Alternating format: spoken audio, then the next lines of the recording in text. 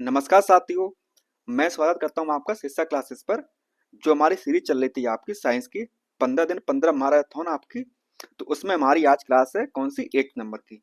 जैसे हम क्या देखते हैं, जैसे हम देखते हैं आपको पीवाईक्यू, और पीवाईक्यू साथ में हम क्या बताते हैं आपको, जो कॉन्सेप्ट आपके वहां पर यूज हो रहे हैं वो आपको बताते हैं। चलिए, तो आज का मोटिवेशन वो क्या है, you shine when you believe in yourself. जब आप खुद पर क्या करेंगे, विश्वास रखेंगे, तभी आप साइन कर सकते हैं।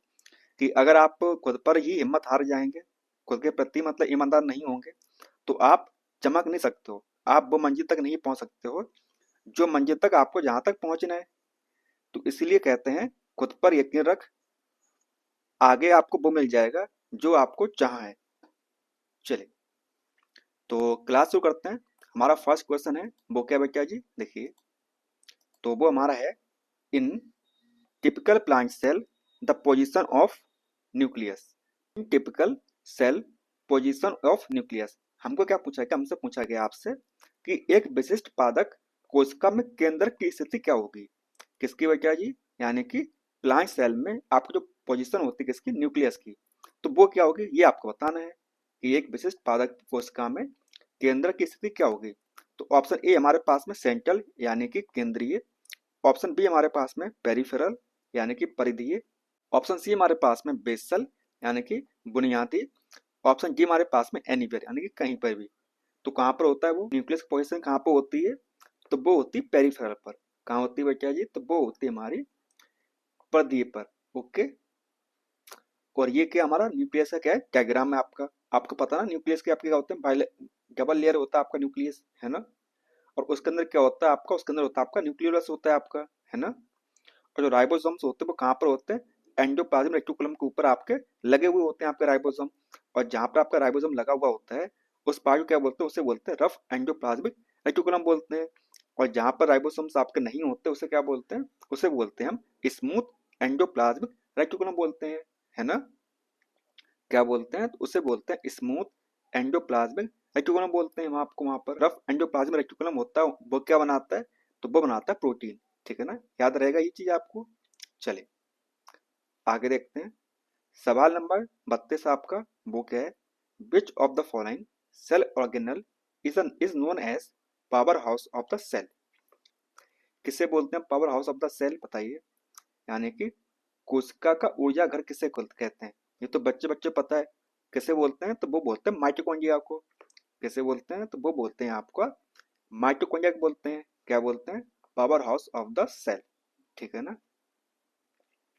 चले, अब उसे power house of the cell क्यों बोलते हैं, क्योंकि वहां पर क्या बनता है बच्चा जी, तो वहां पर बनता है आपका एटीपी बनता है ना। चले आगे देखिए, क्वेश्चन नंबर हमारा है 33, the longest phase of mitosis. किसकी बात हो रही है, समसूत्री विभाजन की सबसे लंबी अवस्था क्या होती है। तो बताइए कौन सी होती है सबसे लंबी अवस्था, आपको बताइए। लॉन्गेस्ट स्टेज ऑफ माइटोसिस यानी कि समसूत्री विभाजन की सबसे लंबी अवस्था क्या होती है। तुम्हारे पास ऑप्शन है, क्या है आपके पास में, प्रोफेस, क्या आपके पास option, prophase, metaphase, anaphase and telophase. तो कौन सी होती है, तो वो हमारी होती है प्रोफेस। कौन सी होती है बेटा जी, तो वो होती है हमारी प्रोफेस की होती है ना। और अगर हम बात करें किसकी, मियोसिस की बात करें, अगर हम बात करते हैं मियोसिस की बात करते हैं, तो आपको पता है ना, जो मियोसिस आपका होता है वो दो पार्ट्स में डिवाइड होता है आपका, कौन कौन सा, बताइए। आपका meiosis first, meiosis first and आपका मियोसिस सेकंड, ऐसा ही होता है ना आपका जी। और जो आपका मियोसिस फर्स्ट होता है वो क्या होता है, वो डिवाइड होता है कितने में, चार पार्ट्स में होता है आपका, कौन कौन सा, बताइए बताइए। तो एक आपका होता है, क्या होता है, prophase, prophase first, metaphase, metaphase first, anaphase first and telophase first. क्या होता है बेटा जी, देन होता है आपका टीलोफेस फर्स्ट होता है। और जो मेयोसिस फर्स्ट होता है वो क्या होता है, डिवाइड होता है आपके कितने पार्ट्स में, आपके होता है 5 पार्ट्स में, कौन कौन से बताइए। तो तो एक होता क्या होता बताइए, आप बताइए बताइए। तो वो होता आपका लेप्टोटीन। क्या होता है बच्चा जी? तो वो होता आपका, एक होता लेप्टोटीन, देन आपका क्या आता बताइए, लेप्टोटीन, जाइगोटीन, जाइगोटीन, देन आपका पैकाइटिन होता है। क्या होता है बेटा जी? तो वो होता है आपका पैकाइटिन, पैकाइटिन, देन क्या आता है, डिप्लोटीन। क्या आता है? देन आपका आता है डिप्लोटीन। उसके बाद क्या आता है आपका, लास्ट में आपका होता है डाइकाइनेसिस। क्या होता है? तो वहां पर होता है आपका डाइकाइनेसिस होता है आपका, डाइकाइनेसिस होता है हमारा वहां पर, है ना। चलिए, तो ये क्या होता है, ये हमारे मतलब 5 स्टेप्स होते हैं किसके, प्रोफेस फर्स्ट के। देन उसके बाद कहाँ पे आते हैं, देन उसके बाद आते हैं हम कहाँ पर, तो देन आप आते आते हैं आप कहाँ पर, तो आते हैं हम कहाँ पर आते हैं, तो वो हम आते हैं मेटाफेज फर्स्ट पे आते हैं, है ना। चलिए, तो ये हमने सीखा सीखा हमने सीखा आपका म्यूसिस सीखा हमने, ठीक है ना। चलिए, तो ये रहा हमारा क्या है, leptotene, zygotene, pachytene, diplotene and diakinesis. इसमें क्या है, हम पढ़ रहे हैं, ये क्या पढ़ रहे हैं, ये हम पढ़ रहे हैं म्यूसिस फर्स्ट। क्या पढ़ रहे हैं, म्यूसिस पढ़ रहे हैं। और उसमें भी क्या पढ़ते हैं, उसमें हम पढ़ते हैं प्रोफेस फर्स्ट। क्या पढ़ते हैं, उसमें हम पढ़ते हैं प्रोफेस फर्स्ट।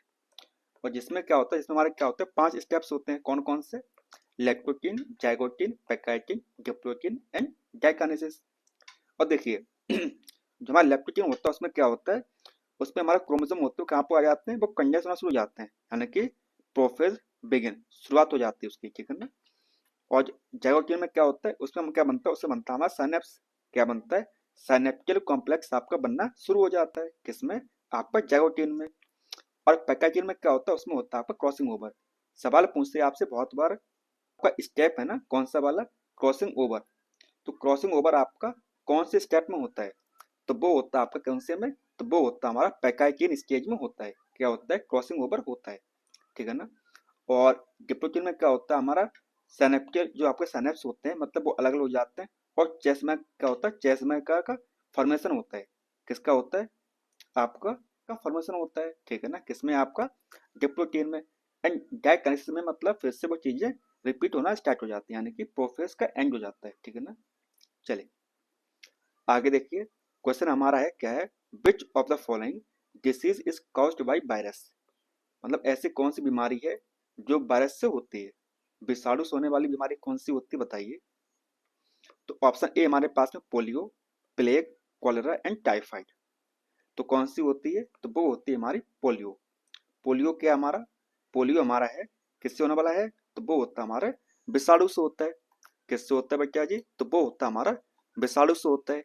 क्या होता है, पोलियो, ठीक है ना। और कुछ इसके एग्जाम्पल है, वो कौन से एग्जाम्पल बताइए। तो एक आपका एड्स हो गया, क्या हो गया आपका, एड्स हो गया, वो किससे होता है बताइए। तो वो भी होता है हमारा किससे, वायरस से होता है। आपका चिकन पॉक्स हो गया,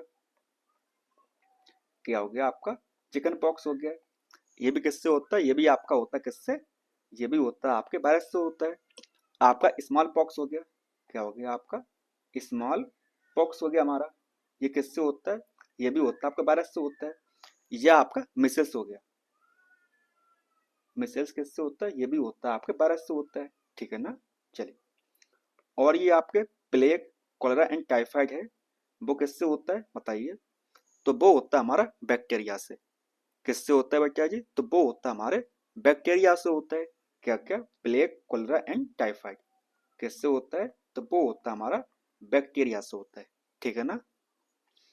और बताइए, कोई ऐसा एग्जाम्पल पता है आपको जो फंजाई से होता है हो, फंजाई से कौन सा होता है बताइए। फंजाई से होता है हमारा रिंग वर्म। क्या होता है, दाद खाद खुजली, जो आपने सुना होगा नाम, तो वो किससे होता है, वो होता है हमारा फंगस से, ठीक है ना। ओके, आपकी डिसीज है कौन सी, मलेरिया। क्या डिसीज है आपकी, जो मलेरिया आपकी है वो किससे होती है, तो वो होती है हमारे प्रोटोजोआ से।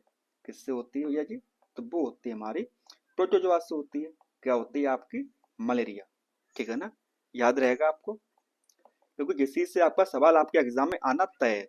क्योंकि ये जो मतलब स्लाइड है आपकी, यहाँ से आपको एग्जाम में एक ना एक क्वेश्चन आपको देखने को मिल ही जाएगा, ठीक है ना। चलिए, अब देखते हैं क्वेश्चन नंबर 35। ये क्या है, which of the following deficiency is food causes night blindness disease, मतलब किसकी कमी से आपको नाइट ब्लाइंडनेस आपको हो जाएगा, क्या हो जाएगा आपको, नाइट ब्लाइंडनेस आपको हो जाएगा। बताइए भोजन में निम्नलिखित में से किसकी कमी से रतौंधी रोग हो जाता है, तो किससे होता है बताइए। ऑप्शन ए है प्रोटीन, ऑप्शन बी हमारे पास फैट यानी कि वसा, विटामिन ए, विटामिन सी। तो किससे होता है, तो ये होता है आपका विटामिन ए से। किससे होता है, तो ये होता है हमारा विटामिन ए से, ठीक है ना। क्या होता है आपका, तो वो होता है हमारा रतौंधी यानी कि नाइट ब्लाइंडनेस, ठीक है ना। और ये तो आप जानते ही हो, मतलब जब आपको रतौंधी होती है उससे क्या होता है, मतलब आपकी जो मतलब कॉर्निया होती है कैसे शुरू हो जाती है, क्या यानी कि क्या पर है ना शुरू हो जाती है, ठीक है ना। चलिए आगे देखिए, क्वेश्चन हमारा है क्या है कि the symptoms, the system affected by AIDS disease. जो हमारी एड्स डिसीज जो है हमारी, निम्नलिखित में से कौन सा जो एड्स का जो रोग है वो किसे प्रभावित करता है आपको, तो किसे प्रभावित करता है बताइए। तो ऑप्शन ए है डाइजेस्टिव सिस्टम यानी कि पाचन तंत्र, ऑप्शन बी हमारे पास में रेस्पिरेटरी सिस्टम यानी कि श्वसन तंत्र, ऑप्शन सी हमारे पास में सेंट्रल नर्वस सिस्टम यानी कि केंद्रीय तंत्रिका तंत्र, ऑप्शन डी हमारे पास में इम्यून सिस्टम यानी कि प्रतिरक्षा तंत्र। तो किसे अफेक्ट करता है, तो ये करता है आपके इम्यून सिस्टम को। इसीलिए कैसी है, ये हमारी काफी खतरनाक बीमारी है, कौन सी, एड्स हमारी, क्योंकि किसे अफेक्ट करता है, तो ये करता हमारा क्या किसको बेटा जी, तो ये करता हमें किससे, इम्यून सिस्टम करता है, ठीक है ना। तो डेफिनेशन पता है आपकी एड्स की डेफिनेशन क्या होती है बताइए। तो इसकी डेफिनेशन होती है हमारी acquired acquired immuno deficiency, immuno, ठीक है ना, क्या होती है, immuno deficiency, immuno deficiency syndrome. इससे क्या बोलते हैं, इससे बोलते हैं हम एड्स, क्या बोलते हैं, इससे बोलते हैं हम एड्स। किसके द्वारा होता है, तो ये होता है हमारा HIV वायरस के द्वारा होता है, किसके द्वारा होता है तो ये होता है हमारा HIV वायरस के द्वारा होता है, ठीक है ना। चले अब देखते हैं हम आगे, क्वेश्चन नंबर हमारा 37। ये क्या पूछ रहा है आपसे, टू एवरी एक्शन, क्या होता है, हर action there is an equal and opposite reaction. क्या बोला जा रहा है कि every action there is a equal and opposite reaction, the law which law state the above statement. प्रत्येक क्रिया के समान एक विपरीत प्रतिक्रिया होती है, क्या होती है, प्रत्येक क्रिया के समान एक विपरीत प्रतिक्रिया होती है। उपरोक्त कथन को कौन सा नियम व्याख्यात करता है आपका, तो ऑप्शन ए हमारे पास में न्यूटन सर के first law, second law, third law and Hooke's law. तो देखिए हुक्स का नियम तो आपका होगा नहीं, ठीक है ना, क्या नहीं होगा आपका, हुक्स का नियम तो आपका होगा नहीं, ठीक है ना। और न्यूटन का फर्स्ट लॉ क्या होता है बताइए, न्यूटन का फर्स्ट लॉ क्या होता है, तो वो होता है मतलब कोई बॉडी हुई वो मतलब अपनी अवस्था में रहना चाहेगी, अगर वो रेस्ट पर है तो वो रेस्ट पर रहना चाहेगी, अगर वो मोशन पे है तो वो मोशन में रहना चाहेगी, ठीक है ना। तो उसे बोलते हैं न्यूटन का फर्स्ट लॉ। सेकंड लॉ क्या होता है, सेकंड लॉ होता है आपका force equal to mass into acceleration, कि आपने किसी पर मतलब बल लगाया तो उसका मास भी चेंज होगा और उसकी मतलब एक्सेलरेशन भी उसकी चेंज होगी, ठीक है ना। और न्यूटन का थर्ड लॉ क्या होता है, तो वो होता है आपका, क्या होता है कि every action is equal and opposite reaction. तो क्या हो जाएगा आपका, इसका आपका हो जाएगा ऑप्शन नंबर सी हमारा करेक्ट आंसर आपका हो जाएगा, ठीक है ना। न्यूटन का तृतीय नियम आपका हो जाएगा। आगे देखिए क्वेश्चन नंबर क्या हमारे पास 38 है। 38 में क्या है आपका, देखिए यहाँ पर है gas, okay, is defined as the rate of doing work. ऐसा क्या चीज है मतलब जो ये बताती हो कि काम आपका हुआ है, कार्य करने की दर को क्या कहते हैं के रूप में परिभाषित किया जाता है। तो बताइए कि आपका एनर्जी होता है यानी कि ऊर्जा होता है आपका, कि आपका फोर्स होता है, बल होता है, ये आपकी पावर होती है, शक्ति होती है, ये आपका मोमेंटम होता है। तो क्या होता है, संवेग होता है। तो क्या होती है आपकी, तो वो होती है आपकी पावर। पावर क्या होती है आपकी, रेट ऑफ डूइंग वर्क, यानी कि शक्ति क्या हमारी, तो वो हमारी है रेट ऑफ डूइंग वर्क, ठीक है ना। तो ये क्या हो जाएगा आपका, इसका आपको आ जाएगा पावर। और इसकी ऐसा यूनिट क्या होती है पावर की, बताइए। ऐसा यूनिट ऑफ पावर क्या होती है हमारी, तो वो होती है हमारी क्या होती है, तो वो होती है हमारी जूल पर सेकंड। क्या होती है, तो वो होती है हमारी जूल पर सेकंड, ठीक है ना। क्या होती है, तो वो होती है हमारी जूल पर सेकंड। चलिए आगे देखते हैं। क्वेश्चन नंबर क्या हमारा 39। ये क्या बोल रहा है, ये बोल रहा है which mode of transportation of heat. क्या हो रहा है, मतलब आपका करनी है हीट का ट्रांसफॉर्मेशन करना है, essential not required the medium, यानी कि उसमें आपको मीडियम की जरूरत नहीं पड़ रही है, किसी आवश्यकता नहीं है आपको, मीडियम की आवश्यकता आपको नहीं है। ऊष्मा के परिवहन को कि कौन सी विधि के लिए अनिवार्य रूप से माध्यम की आवश्यकता नहीं होती है, तो किसमें नहीं होती बताइए। कल ये बताए थे हम आपको ये बात। तो वो किसमें नहीं होती है, तो वो होती है हमारे रेडिएशन में। किसमें नहीं होती है, तो वो होती है हमारी रेडिएशन में, आपको आवश्यकता नहीं पड़ती है। किसकी, आपकी माध्यम की आवश्यकता नहीं पड़ती, किसमें, विकिरण में। जबकि कंडक्शन एंड कन्वेक्शन में आपको हेल्प लेनी पड़ती है, किसकी, आपको मीडियम की हेल्प आपको लेनी पड़ेगी, ठीक है ना। चलिए आगे देखिए, सवाल हमारा 40 नंबर का, वो क्या है, with the increase of pressure. अगर हम क्या कर रहे हैं, प्रेशर को इंक्रीज कर रहे हैं, increase pressure, okay, the boiling point of water.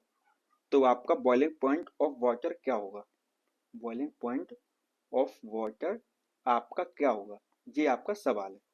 क्या है कि अगर हम प्रेशर को बढ़ा रहे हैं तो बॉइलिंग पॉइंट ऑफ वाटर क्या हो जाएगा, दबाव के बढ़ने से पानी का क्वथनांक क्या होगा। तो अगर हम उसको देखें, किसको देखें हम, जो आपका नियम है ना, कौन सा नियम आपका, आइडियल गैस इक्वेशन, जो आपका नियम है आइडियल गैस इक्वेशन, जो नियम है आपका, वो क्या कहता है, वो कहता है हमारा पीबी इक्वल टू एनआरटी। क्या कहता है बेटा जी, तो वो कहता है आपका पीबी इक्वल टू एनआरटी बोलता है। तो देखिए अगर हम क्या करें, यहाँ पर क्या आपका प्रेशर है, क्या है बेटा जी, तो हमारा प्रेशर हमारा यहाँ पर है, ठीक है ना। और जो प्रेशर हमारा वो क्या है, टेम्परेचर डायरेक्टली प्रोपोर्शनल है, कैसा हमारा, तो वो हमारा है pressure directly proportional to the temperature. क्या है बेटा जी, तो वो हमारा है pressure directly proportional to the temperature. अगर हम प्रेशर बढ़ाएंगे, क्या करेंगे, अगर हम प्रेशर को बढ़ाते हैं तो क्या होगा, हमारा टेम्परेचर हमारा बढ़ेगा, क्या बढ़ेगा, टेम्परेचर हमारा बढ़ेगा, ठीक है ना। जैसे आपने देखा होगा, जैसे आप कुकर लेते हो, आप कुकर में पानी, मतलब कोई भी चीज आप मतलब बनाते हो, तो उससे क्या होता है, आपका बॉइलिंग पॉइंट पानी का बढ़ जाता है कुकर में। तो जिसकी वजह से क्या होता है, उसका प्रेशर भी उसका बढ़ना स्टार्ट हो जाता है ना। चलिए तो क्या हो जाएगा आपका, इसका आपका हो जाएगा ऑप्शन नंबर ए हमारा करेक्ट आंसर। क्या हो जाएगा, तो इसका आपका हो जाएगा आप ऑप्शन नंबर ए हमारा करेक्ट आंसर हो जाएगा। चलिए आगे देखते हैं। क्वेश्चन नंबर क्या 41 है, property of sublimation is found in, यानी कि ऊर्ध्वपातन का गुण पाया जाता है, किसमें पाया जाता है बताइए। तो ऑप्शन ए हमारे पास में सोडियम क्लोराइड, ऑप्शन बी हमारे पास में कैल्शियम क्लोराइड, ऑप्शन सी हमारे पास में ammonium chloride, and option D हमारे पास में क्या है, तो वो है मैग्नीशियम क्लोराइड। अब ये बात आप भी जानते होंगे कि जो सब्लिमेशन होता है वो क्या होता है, तो वो होता है हमारा चेंज इन सॉलिड टू, ठोस से हम कहाँ पे जाते हैं, डायरेक्ट आपका कहाँ पर, गैस पे, ठीक है ना। तो क्या हो जाएगा आपका, इसका आपको हो जाएगा अमोनियम क्लोराइड। क्या हो जाएगा आपका अमोनियम क्लोराइड, जिसका करेक्ट आंसर आपका हो जाएगा। क्या हो जाएगा आपका अमोनियम क्लोराइड आपका करेक्ट आंसर हो जाएगा। इसके और एग्जांपल क्या क्या है, इसके और एग्जांपल आपका एक हो जाता है आपका कपूर हो जाता है। क्या हो जाता है आपका कपूर हो गया आपका, एक तो आपको हो जाता है कपूर हो जाता है आपका, दूसरा क्या हमारा आपका आयोडीन हो गया आपका। क्या हो गया आपका आयोडीन हो गया आपका। एक होता है आपका नेफ्थलीन। क्या होता है आपका, एक होता है हमारा नेफ्थलीन होता है। तो ये सब क्या है आपके, ये आपके एग्जाम्पल है किसके, सब्लिमेशन के आपके एग्जाम्पल है, ठीक है ना। किसके एग्जाम्पल है बच्चा जी, तो ये आपके हैं सब्लिमेशन के एग्जाम्पल है, ठीक है ना। चलिए आगे देखते हैं। क्वेश्चन हमारा है heat required to increase 1 degree Celsius temperature of 1 kilogram water, यानी कि आपको कितनी हीट की आवश्यकता होगी अगर 1 डिग्री सेल्सियस का टेम्परेचर बढ़ाने के लिए किसमें, 1 किलोग्राम पानी में। तो 1 किलोग्राम पानी का 1 डिग्री सेल्सियस तापमान को बढ़ाने के लिए आवश्यक उष्मा क्या होगी, तो बताइए क्या होगी। वो क्या होती है, देखिए अगर हम मतलब 1 किलो पानी ले रहे हैं इसमें, ठीक है ना, अगर हम 1 किलो पानी ले रहे हैं, क्या ले रहे हैं हम, अगर 1 kg क्या ले रहे हैं, 1 kg वाटर ले रहे हैं, ठीक है ना, इसमें जो आवश्यकता होती है वो कितनी होती है, तो वो होती है हमारी 1000 इंटू जितना हमारा पानी है, कितना हमारे पास 1 kg जो पानी है, ठीक है ना, इतनी में जरूरत पड़ती है। तो यहाँ पर क्या है, यहाँ पर हमारा है 1 किलोग्राम वाटर, कितना पानी है, 1 kg वाटर है, और हमको बढ़ाना है 1 डिग्री सेल्सियस बढ़ाना है। तो क्या हो जाएगा हमारा, देखिए तो ये आपका हो जाएगा, क्या हो जाएगा, 1000 यानी कि 1000 गुणा 1, तो कितना हो जाएगा आपका, तो ये आपका हो जाएगा 1000 कैलोरी, कितना हो जाएगा आपका 1000 कैलोरी, आपका करेक्ट आंसर हो जाएगा। क्या हो जाएगा आपका 1000 कैलोरी, आपका करेक्ट आंसर हो जाएगा। तो इसका हो जाएगा आपका, क्या हो जाएगा, ऑप्शन नंबर डी हमारा करेक्ट आंसर हो जाएगा। क्या हो जाएगा आपका, ऑप्शन नंबर डी हमारा करेक्ट आंसर हो जाएगा, ठीक है ना। चलिए आगे देखते हैं। क्वेश्चन नंबर क्या हमारे पास 43 है। Image formed by a convex spherical lens, किसकी बात हो रही है, तो ये बात हो रही है हमारी कॉन्वेक्स स्फेरिकल लेंस की बात हो रही है, ठीक है ना, यानी कि उत्तल गोलाकार लेंस द्वारा बनाई गई छवि कैसी होगी, तो कैसी होगी बताइए, तो वो होगी हमारी रियल और इन्वर्टेड, यानी कि वास्तविक और उल्टी होगी। कैसी होगी, वास्तविक और उल्टी होगी। कौन सी आपकी, जब हमारा क्या है, कॉन्वेक्स लेंस का यूज किया गया, ठीक है ना। चलिए आगे देखते हैं। सवाल हमारा क्या है, for an incident ray of light if mirror is rotated by the an angle of 0 degree, यानी कि यहाँ पे क्या बेटा जी, तो यहाँ पर आपका थीटा है, then reflected ray will rotate by the angle, क्या बोला जा रहा है आपसे, तो ये बोला जा रहा है आपका प्रकाश के एक आपतित किरण के लिए यदि दर्पण के को कोण से घुमाया जाता है, किससे घुमाया जाता है, तो ये घुमाया जाता है आपका थीटा एंगल से, घुमाया जाता है आपका,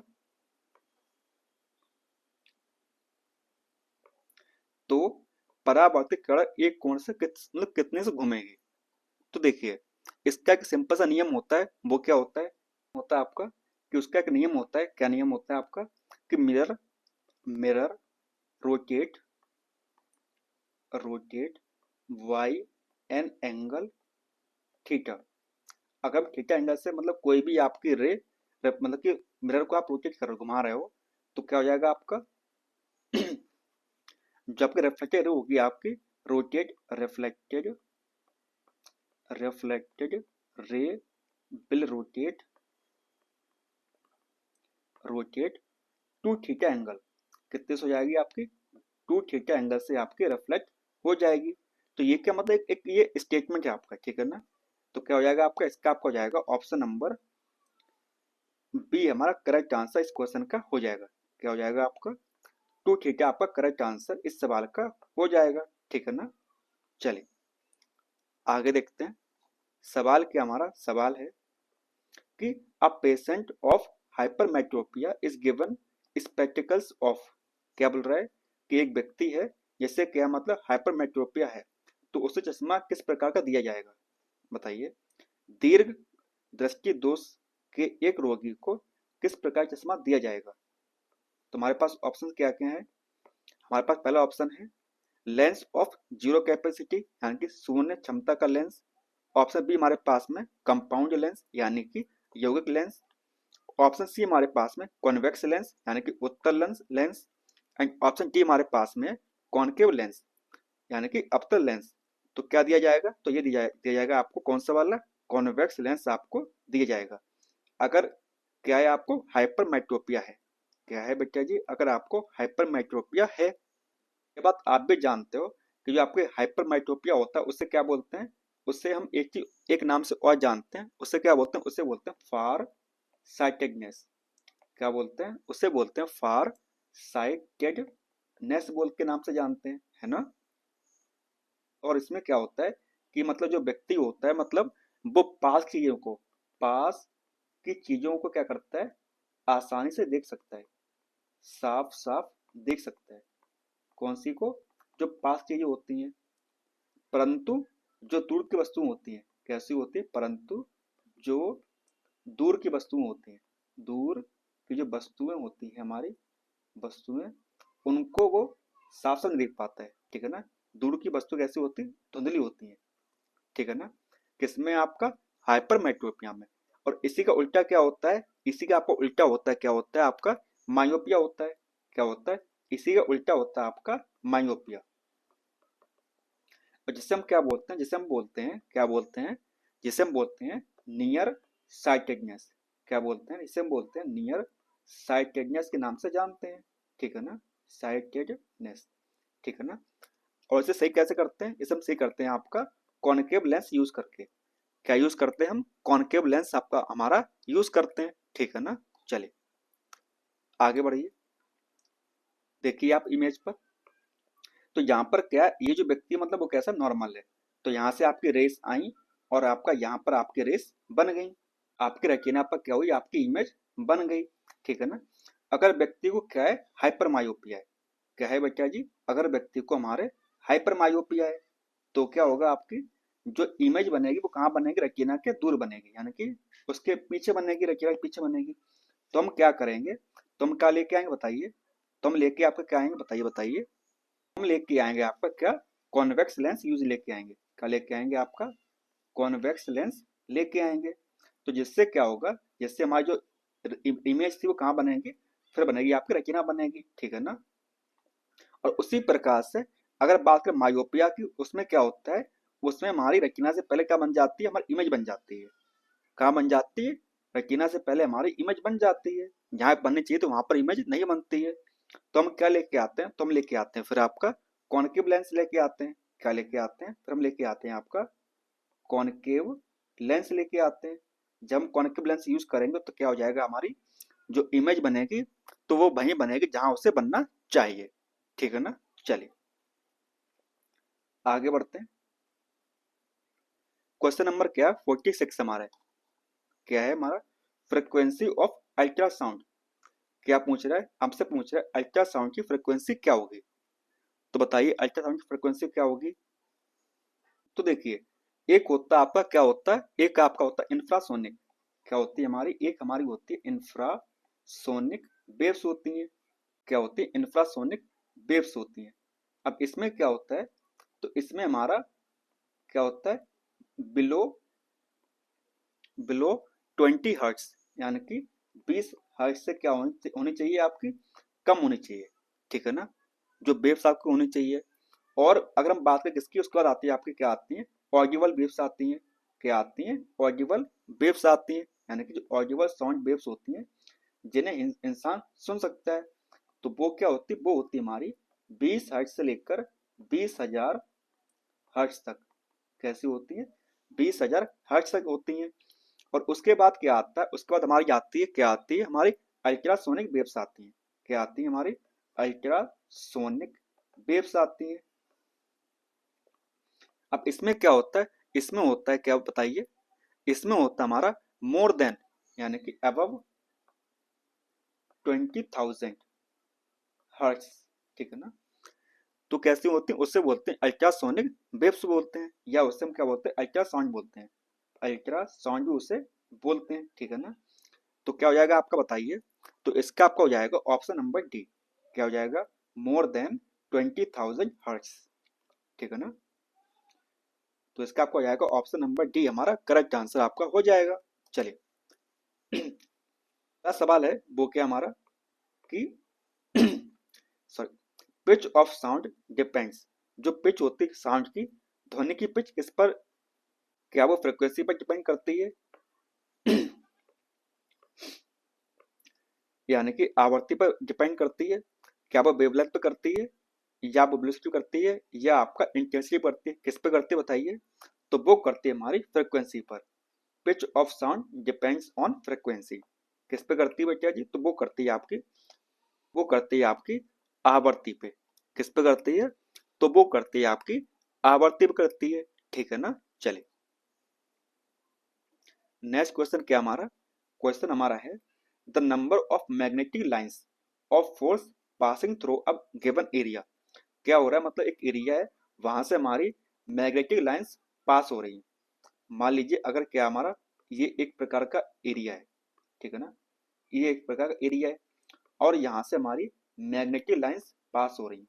क्या हो रही हैं, मैग्नेटिक लाइंस पास हो रही हैं। तो जो पास हो रही हैं उन्हें क्या बोलेंगे, तो ये हमारा सवाल है।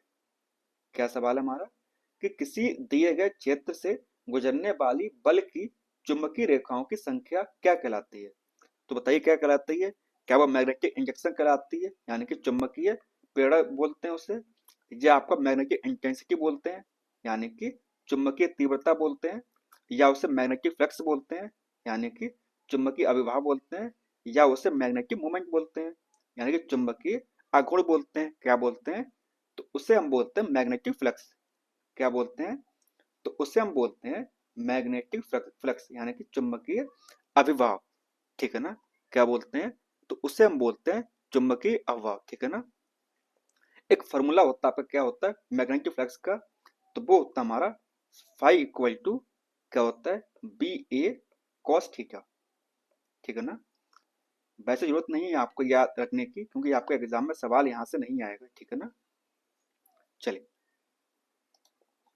देखिए आप इमेज पे, तो ये क्या हमारा, देखिए यहाँ से क्या निकल रही है, या फिर निकल रही है मैग्नेटिक फ्लक्स निकल रही है, ठीक है ना। तो ये क्या हमारा, ये हमारा है magnetic flux. Magnetic flux is a measure of the number of magnetic field lines passing through a given point. अगर किसी पॉइंट से मैग्नेटिक फील्ड लाइंस आपके पास हो रही हैं तो उसे क्या बोलते हैं, तो उसे बोलते हैं हम मैग्नेटिक फ्लक्स। क्या बोलते हैं, तो उससे हम बोलते हैं मैग्नेटिक फ्लक्स, ठीक है ना। The more magnetic field lines the stronger the flux. अगर हमारे क्या होंगे, ज्यादा मैग्नेटिक फील्ड लाइंस होंगी तो वहां पर आपको फ्लक्स ज्यादा होगा, एंड जहां पर हमारे कम होंगी वहां पर हमारा क्या होगा, मैग्नेटिक फ्लक्स कम होगा, ठीक है ना।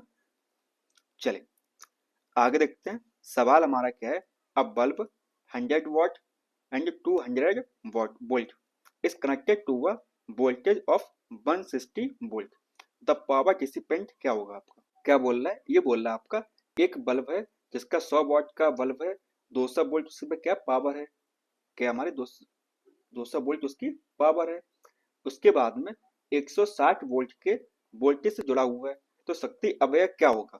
तो देखिए जो फॉर्मूला होता है हमारा किसका, पावर का, तो वो क्या होता है, तो वो होता है हमारा क्या होता है, एक तो होता है हमारा बी आई, यानी कि ठीक है ना, दूसरा क्या होता है, दूसरा हमारा होता है बी स्क्वायर अपॉन आई, है ना, और एक होता है हमारा क्या होता है हमारा बी स्क्वायर अपॉन आर, ठीक है ना, और एक होता है हमारा आई स्क्वायर अपॉन आर। पता है आपको, ये जो मतलब फॉर्मूले हैं आपके, यहाँ से आपका बीपीएससी जो एग्जाम हुआ था अभी तैयारी 3.0, उसमें आपका सवाल सेम आया था यहाँ से, कि आपको ये पूछा गया कि मतलब पावर के जो ये फॉर्मूले दिए हुए हैं हमारे, तो इनमें से हमारा फॉर्मूला कौन सा नहीं होगा आपका पावर का, ठीक है ना। तो देखिए सबसे पहले हम क्या निकालेंगे, सबसे पहले निकालेंगे रेजिस्टेंस ऑफ बल्ब। क्या निकालेंगे, सबसे पहले निकालेंगे रेजिस्टेंस ऑफ बल्ब, कितना उस पर रेजिस्टेंस लग रहा है, किस पर, बल्ब पर लग रहा है, ठीक है ना। तो कैसे निकालेंगे, तो देखिए ये जो फॉर्मूला हमारा है क्या है हमारा, देखिए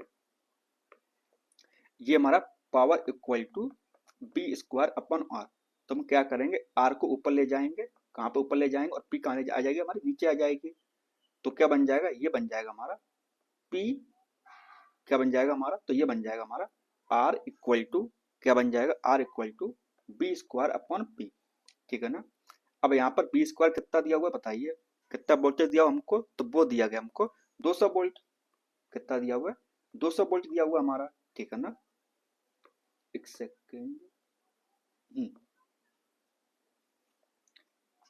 ठीक है ना। उसके बाद में हमारा क्या दिया हुआ है, पावर कितनी दी हुई है हमको बताइए, तो पावर दी हमको 100 वोल्ट। कितनी पावर हमारी, 100 वोल्ट है हमारी, कितनी 100 वाट हमारी पावर है हमारी, ठीक है ना। कितनी है हमारी, तो वो हमारी 100 वाट है। तो कितना हो जाएगा हमारा बताइए, तो ये बन जाएगा हमारा, कितना बन जाएगा, तो ये बन जाएगा हमारा 400 ओम।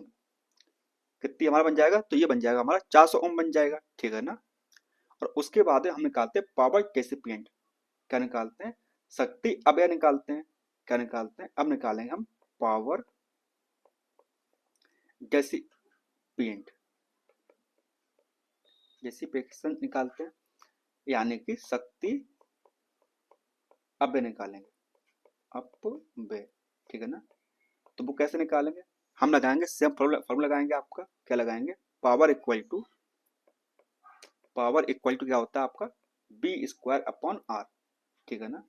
अब बी स्क्वायर कितना हमारा है, तो वो कितना बताइए, तो वो हमारा है 160, है ना, 160 स्क्वायर अपॉन आर कितना दिया हुआ है, तो आर में कितना निकाला है, तो वो हो गया हमारा 400, कितना हो गया, तो वो हो गया हमारा 400, ठीक है ना। जैसे हम सॉल्व करेंगे तो कितना आ जाएगा, तो हमारा आ जाएगा वो 64 वॉट, कितना आ जाएगा बच्चा जी, तो पावर हमारी आ जाएगी, कितनी आ जाएगी, 64 वॉट हमारी पावर आ जाएगी। तो क्या हो गया आपका, इसका आपका हो गया ऑप्शन नंबर ए हमारा करेक्ट आंसर, क्या हो गया हमारा, इसका हो गया आपका ए हमारा करेक्ट आंसर आपका हो गया, ठीक है ना। चलिए अब देखते हैं क्वेश्चन नंबर 50 हमारा क्या है, 1 किलोवाट आवर इस यूनिट ऑफ, जो आपका 1 किलोवाट आवर आपका है, क्या आपका 1 किलोवाट पर घंटा जो आपका इकाई है वो किसकी है, तो वो होती है हमारी एनर्जी की, किसकी होती है बच्चा जी, तो वो होती है हमारी ऊर्जा की। तो ये किसकी इकाई होगी हमारी, तो ये होगी हमारी ऊर्जा की, ठीक है ना। क्या होती है, 1 किलोवाट आवर, ठीक है ना। अगर हम इसे क्या करें जूल में कन्वर्ट करें तो क्या हो जाएगा हमारा, तो वो हो जाएगा हमारा, अगर जूल में करते हैं हम कन्वर्ट इसे, तो कितना हो जाएगा, वो हो जाएगा हमारा 3.6 इंटू 10 की पावर 6 जूल, ठीक है ना। तो इसे भी आप याद रखिएगा, क्या पता इस बार आपके एग्जाम में ये पूछ ले कि 3.6 इंटू 10 की पावर 6 जूल जो होती है, मतलब वो किसकी यूनिट हो जाएगी आपकी, ठीक है ना। चलिए अगला क्वेश्चन हमारा है, क्या है हमारा, तो वो हमारा है क्या है, इफ ई इज, आपका ई दिया हुआ है, be the peak of EMF, यानी कि आपका electromagnetic force of alternative voltage, then the root mean square of EMF क्या होगा आपका, क्या होगा आपका, रूट मीन स्क्वायर आपका क्या होगा। यदि ई प्रत्यावर्ती वोल्टेज का शीर्षक ईएमएफ है तो वर्ग माध्य मूल्य ईएमएफ कितना होगा आपका, ये आपको बताना है। तो जो आपका ईआरएमएस होता है, क्या होता है बच्चा जी, आपका ईआरएमएस होता है, ईआरएमएस, वो क्या होता है हमारा, तो वो होता है ई नॉट अपॉन रूट टू, क्या होता है हमारा, ई नॉट अपॉन रूट टू होता है हमारा, ठीक है ना। और ये क्या मतलब, ये हमारा एक एग्जैक्ट फॉर्मूला है, क्या है आपका एक फॉर्मूला है, तो इसे आपको याद रखना पड़ेगा, ठीक है ना।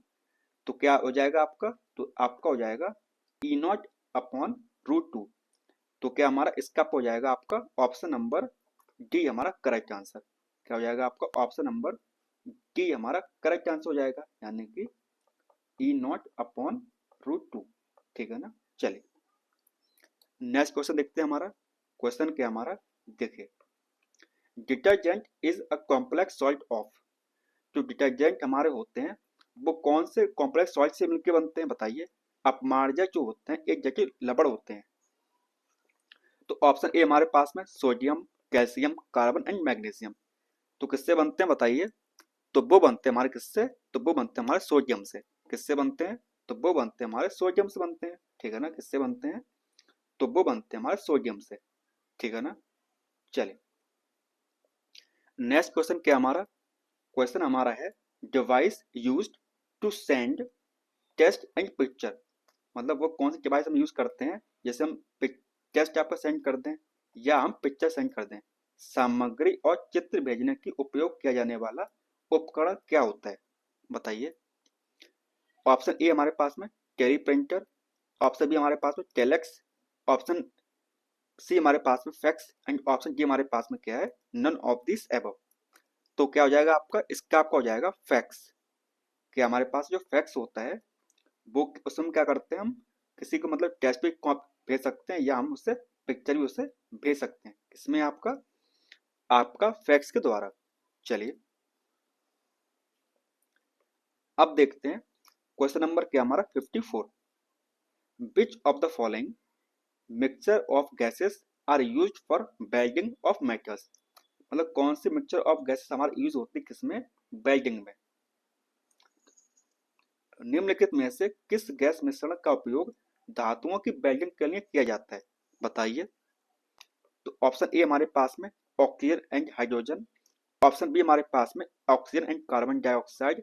ऑप्शन सी हमारे पास में oxygen and acetone. Option C हमारे पास में क्या है, oxygen and methane. And option D हमारे पास में क्या है, ऑक्सीजन एंड एसीटेन, एसिटाइलिन। तो क्या हो जाएगा आपका, इसका आपका हो जाएगा ऑक्सीजन एंड एसिटाइलिन। क्या हो जाएगा आपका, ऑक्सीजन एंड एसिटाइलिन आपका करेक्ट आंसर हो जाएगा। तो आपका ऑप्शन नंबर डी क्या हमारा करेक्ट आंसर है, ठीक है ना। चलिए अब देखते हैं क्वेश्चन नंबर क्या है 55, सिंबल ऑफ टंगस्टन। टंगस्टन का आपका सिंबल क्या होता है ये आपको बताना है। टंगस्टन का सिंबल क्या होता है बताइए, कौन बताएगा हमको क्या होता है सिंबल। तो वो होता है हमारा डब्लू। क्या होता है, डब्लू हमारा टंगस्टन का क्या होता है सिंबल होता है। किसका सिंबल होता है टंगस्टन का, तो वो होता है हमारा डब्लू। और डब्लू किसके ऊपर रखते हैं बताइए। ये जो है मतलब जो आपके साइंटिस्ट थे क्या थे, वोल फ्रम जो थे, कौन थे, वोल फ्रम जो थे, उनके नाम पर रखा गया था। क्या रखा गया था, तो रखा गया था डब्लू। और इसका एटॉमिक नंबर क्या होता है बताइए, तो वो होता है 74 इसका एटॉमिक नंबर होता है किसका, टंगस्टन का, ठीक है ना। तो आपको बता दें ये कैसा होता है, इसको मेल्ट करना बहुत ही मुश्किल होता है। क्या होता है, इसका हाईएस्ट मेल्टिंग पॉइंट होता है किसका, टंगस्टन का, ठीक है ना। हाईएस्ट मेल्टिंग पॉइंट होता है इसका। चलिए अब देखते हैं क्वेश्चन नंबर 56। वो क्या हमारा, ये हमारा है the gas responsible for global warming. कौन सी गैस रेस्पॉन्सिबल होती है हमारी ग्लोबल वार्मिंग के लिए बताइए। ग्लोबल वार्मिंग के लिए उत्तरदायी गैस कौन सी होती है। क्या वो हाइड्रोजन होती है हमारी, क्या वो कार्बन डाइऑक्साइड होती है हमारी, क्या नाइट्रोजन होती है, या हमारी सल्फर होती है।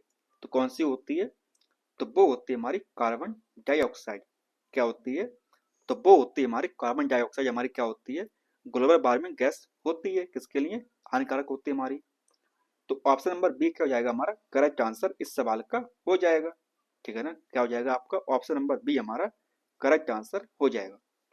आगे देखते हैं सवाल नंबर हमारा 57। ये क्या हमारा, ये है the atomic number of nucleus is equal to. जो हमारा एटॉमिक नंबर होता है किसी एक न्यूक्लियस का, तो वो किसके बराबर होगा, ये हमारा सवाल है। एक नाभिक का परमाणु संख्या किसके बराबर होगी। तो देखिए ये क्या हमारा न्यूक्लियस है। न्यूक्लियस में क्या होता है, हमारे न्यूट्रॉन्स होते हैं और प्रोटॉन्स होते हैं। क्या होते हैं हमारे पास में, न्यूट्रॉन्स होते हैं और प्रोटॉन्स होते हैं, है ना। और क्या होता है हमारा बताइए, और इलेक्ट्रॉन्स होते हैं वो क्या होते हैं बाहर हमारे घूम रहे होते हैं, किसमें अपने ऑर्बिट में घूम रहे होते हैं, कौन हमारे इलेक्ट्रॉन्स, ठीक है ना। तो अंदर के हमारे प्रोटॉन्स हैं, तो जो प्रोटॉन होंगे वो क्या करेंगे, वही होंगे हमारे क्या एटॉमिक नंबर, ठीक है ना। तो नंबर ऑफ प्रोटॉन्स क्या हो जाएंगे हमारे, प्रोटॉन की संख्या क्या हो जाएगी हमारी करेक्ट आंसर हो जाएगी। और जो हमारा एटॉमिक नंबर होता है उसे कैसे लिखते हैं बताइए, तो उससे हम लिखते हैं हम जेड से। किससे लिखते हैं, तो उससे हम लिखते हैं जेड से डिनोट करते हैं। और अगर हम बता दें क्या आपका, जो आपका एटॉमिक मास होता है, क्या होता है आपका एटॉमिक मास होता है, उससे किससे लिखते हैं बताइए, तो उससे लिखते हैं हम किस प्रकार से, उससे लिखते हैं हम ए से। किससे डिनोट करते हैं, तो उसे हम करते हैं किससे, तो उसे हम करते हैं ए से, ठीक है ना। और जो हमारा मतलब नंबर ऑफ प्रोटॉन्स हुए, या हमारे क्या हो गए हमारे, या हमारे एक मिनट, और या हमारे नंबर ऑफ इलेक्ट्रॉन्स हो गए। तो इनसे क्या निकालते हैं, इनसे निकालते हैं हम क्या निकालते हैं, तो इनसे निकालते हैं हम एटॉमिक नंबर निकालते हैं, ठीक है ना। क्या निकालते हैं, इनसे क्या निकालते हैं, इनसे निकालते हैं हम एटॉमिक नंबर हम निकालते हैं, ठीक है ना। चलिए अब देखते हैं क्वेश्चन नंबर क्या 58 है हमारा। If acid burn occurs in the laboratory. अगर मतलब क्या हो रहा है, मतलब एसिड मतलब जो आपका अम्ल होता है उससे क्या हो जल गया, then wash with plenty of water. तो क्या किया उसने, मतलब कि जो आपका कुछ पानी के टुकड़े मतलब पानी लिया उससे उसे साफ कर दिया। Before putting vaseline which of the following first aid should be perform. क्या बोल रहा है, यदि प्रयोगशाला में अम्ल से जल जाता है, क्या होता है अम्ल से जल गया हमारा कोई व्यक्ति, तो खूब जल से धोएं। किससे धोएं आप, जल से धोएं। और बेसलिन लगाने से पहले निम्नलिखित में से कौन सा प्राथमिक उपचार किया जाना चाहिए। तो बताइए ऑप्शन ए हमारे पास में क्या है, wash with sodium bicarbonate solution and again with water. यानी कि सोडियम बाइकार्बोनेट के बैलेंस से धोकर पुनः क्या करें, जल से धो लें। क्या करेंगे, सोडियम बाइकार्बोनेट सॉल्यूशन क्या कर देंगे, उसे धो देंगे, उसके बाद हम फिर से क्या करेंगे, पानी से धो देंगे। अब सोडियम बाइकार्बोनेट का हमने यूज क्यों किया, क्योंकि वो कैसा हमारा एक हमारा बेस है। क्या है बेटा जी, तो वो हमारा क्या है, तो वो हमारा है बेस, ठीक है ना। और क्या होगा, जब हम एसिड को बेस कर देंगे तो क्या हो जाएगा हमारा, वहां पर क्या हो जाएगा, तो वो हो जाएगा हमारा कैसा, तो वो हो जाएगा न्यूट्रलाइज। कैसा हो जाएगा, तो वो हो जाएगा हमारा न्यूट्रलाइज हो जाएगा, ठीक है ना। तो क्या हो जाएगा आपका, इसका आपका हो जाएगा ऑप्शन नंबर ए हमारा करेक्ट आंसर। क्या हो जाएगा, ए हमारा करेक्ट आंसर हो जाएगा, ठीक है ना। चलिए आप देखते हैं सेकंड लास्ट क्वेश्चन, वो क्या हमारा, वो है a place where small animals like termites, fly, earthworm etcetera are cultured according to their habitat. इस उससे क्या बोलेंगे, क्या बोलेंगे, वह स्थान जहाँ छोटे जानवर जैसे कि आपका दीमक हो गया, मक्खी हो गई, केचू हो गए आदि अपनी आदतों के अनुसार सुसंकृत होते हैं, तो उसे क्या कहलाते हैं। क्या उसे एक्वेरियम बोलते हैं, यानी कि मछली घर बोलते हैं। तो जब मछली घर होता है उसमें क्या होते हैं, उसमें हमारी फिशेस होती हैं, मछलियां होती हैं। म्यूजियम में होता है यानी कि संग्रहालय होता है, वो तो होता ही नहीं है। वन होता है क्या आपका, फॉरेस्ट होता है, वो भी नहीं होता है। क्या होता है आपका टेरेरियम। क्या होता है, कांच वाटिका। क्या बोलते हैं उससे, उसे हम बोलते हैं कांच वाटिका, यानी कि टेरेरियम बोलते हैं उसे, ठीक है ना। क्या बोलते हैं, तो उसे हम बोलते हैं कांच वाटिका, उसे बोलते हैं, ठीक है ना। चलिए अब देखते हैं आज का आखिरी सवाल, वो क्या है, which of the following statement is not correct. मतलब इनमें से हमारा स्टेटमेंट कौन सा ऐसा जो करेक्ट नहीं है, बताइए कौन सा स्टेटमेंट हमारा सही नहीं होगा। तो ऑप्शन ए हमारे पास में क्या है, aims are directives in the educational program. क्या बोल रहा है, लक्ष्य जो है शैक्षिक कार्यक्रमों में निर्देशात्मक होते हैं, तो सही बात है। ऑप्शन बी हमारे पास में aims could not be achieved only by school program, यानी कि लक्ष्य केवल विद्यालय के कार्यक्रमों द्वारा प्राप्त नहीं किए जा सकते हैं, उसके लिए मतलब आपको जब फैमिली होती है उसकी मतलब हेल्प करनी पड़ेगी, ठीक है ना। Objectives can be achieve by school program, जो आपके उद्देश्य होते हैं विद्यालय के कार्यक्रमों द्वारा प्राप्त किए जा सकते हैं, बिल्कुल सही बात है। एंड ऑप्शन डी हमारे पास में aims and objectives are same, यानी कि लक्ष्य और उद्देश्य क्या समान होते हैं, बिल्कुल नहीं। जो लक्ष्य होते हैं वो भिन्न होते हैं, किससे आपके उद्देश्य से, ठीक है ना। तो क्या हो जाएगा आपका, इसका आपका हो जाएगा ऑप्शन नंबर डी हमारा करेक्ट आंसर, ठीक है ना। चलिए तो अगर हमारी क्लास अच्छी लगती हो आपको, तो लाइक शेयर एंड सब्सक्राइब आप कर दिया कीजिए। चलिए अब मिलते हैं आपसे नेक्स्ट क्लास में, तब तक के लिए धन्यवाद।